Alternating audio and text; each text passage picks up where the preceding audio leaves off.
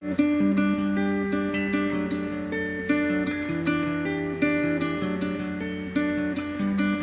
my love and I took it down. Climbed the mountain and I turned around, and I saw my reflection on snow-covered hills till the landslide brought me down. Oh, mirror in the sky, what is love? Can the child within my heart rise above? Can I sail through the changing ocean tides? Can I We made it this far.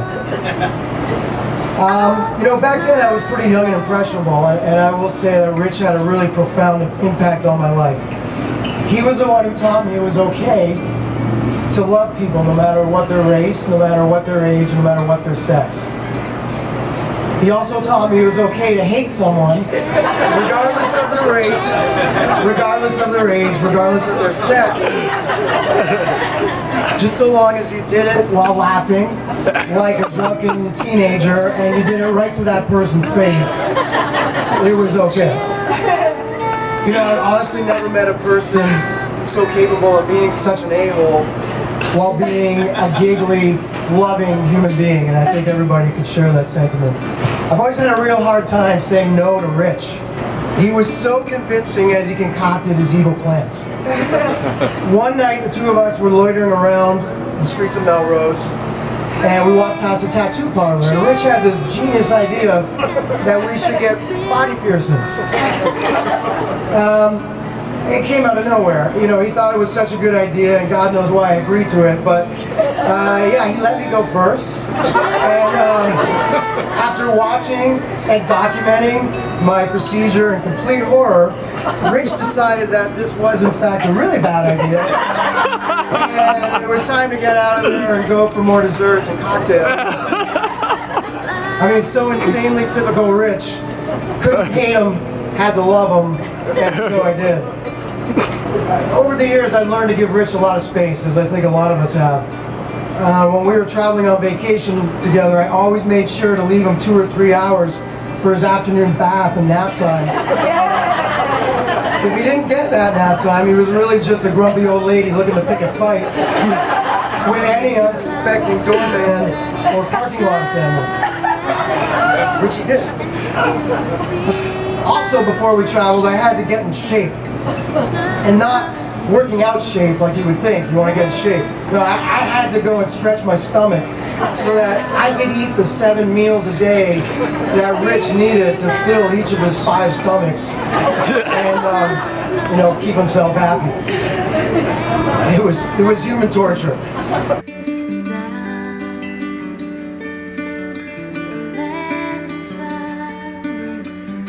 Took my love and I took it down. Climbed the mountain and I turned around. I think the thing is I'm a little crazy. I'm that Korean crazy ajumma that you guys kind of make fun of.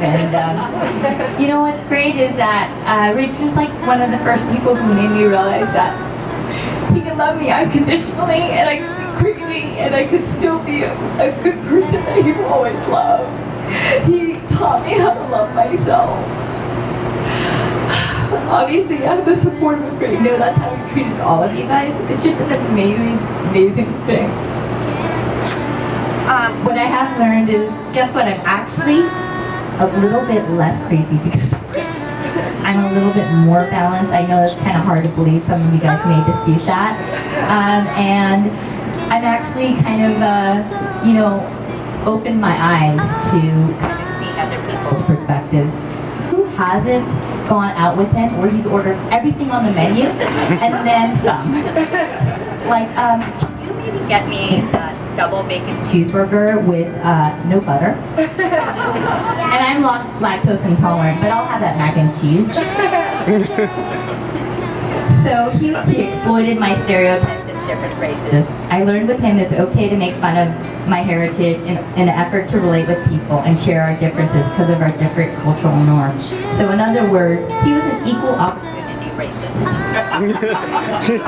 I learned to be comfortable in my skin and grow as a person to continually expand the horizons of my perspective on people. If I ever had an issue, and I'm sure this is how you felt, he was always there to give you a big hug, a shoulder to cry on, and he always be there before his own.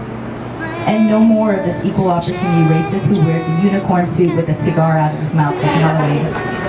What has been the hardest for those that are here is I think we all wanted one more laugh, one more conversation, one more boozy brunch, one more heart-to-heart talk. But you know what, I was told recently that he's always going to live in our hearts, and his memories will live on and continue as we strive to share what he shared with us and play it forward. And each of us is a bright light called hope that was sparked by the human touch called Rich, and together we create a prism of light, one of serenity, peace, and most of all, joy. Anyway, I wrote this in my motel, but fuck this. I'm gonna. Yeah, sorry kids. Excuse my language. Okay, they're more classes all the time. We're overwhelmed by the turnout of all of you guys and how much Richie has touched. He was a special guy who was willing to give and give.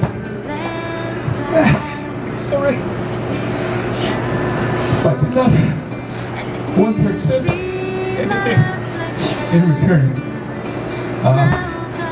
Even in trouble, he would say he's always okay, financially, physically, mentally, whatever.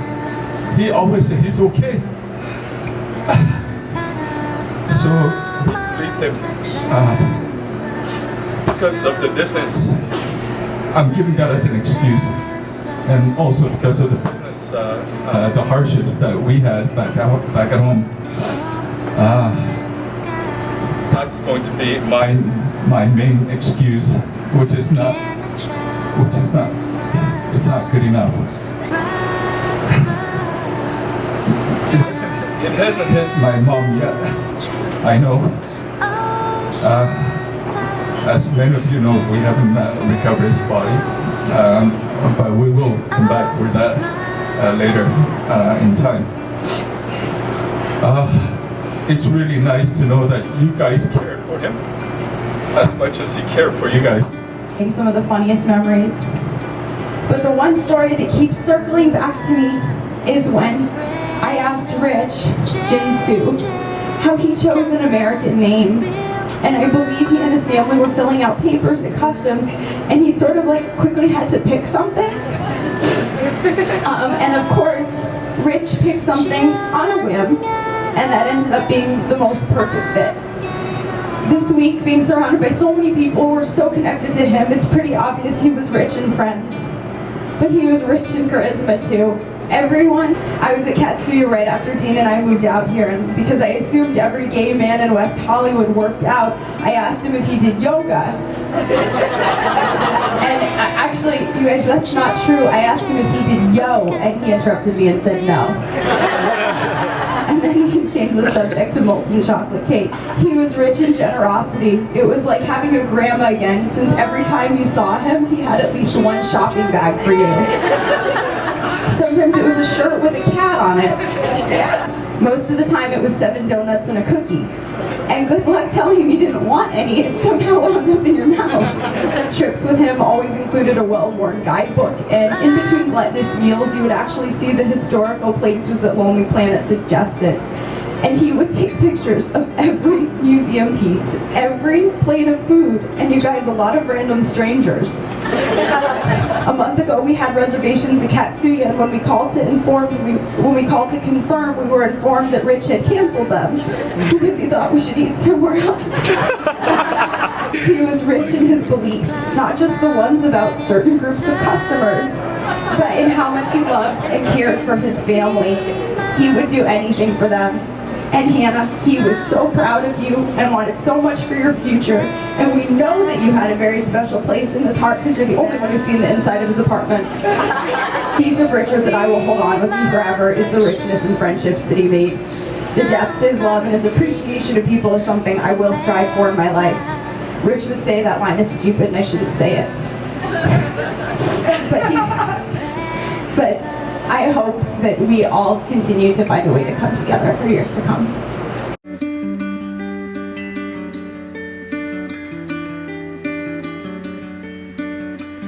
I took my love and I took it down.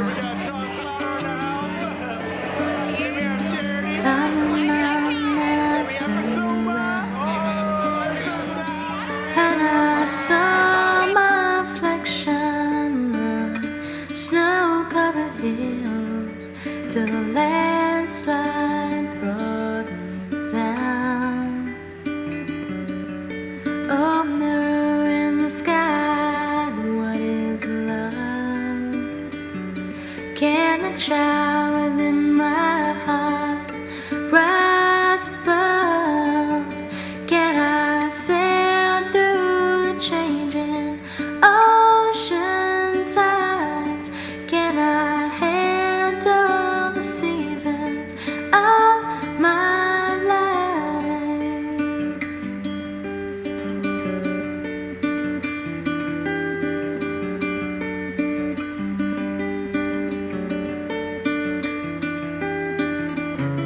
Well, I've been afraid of changing, 'cause I built my life around you. But time makes you bolder. Children get older. I'm getting older too.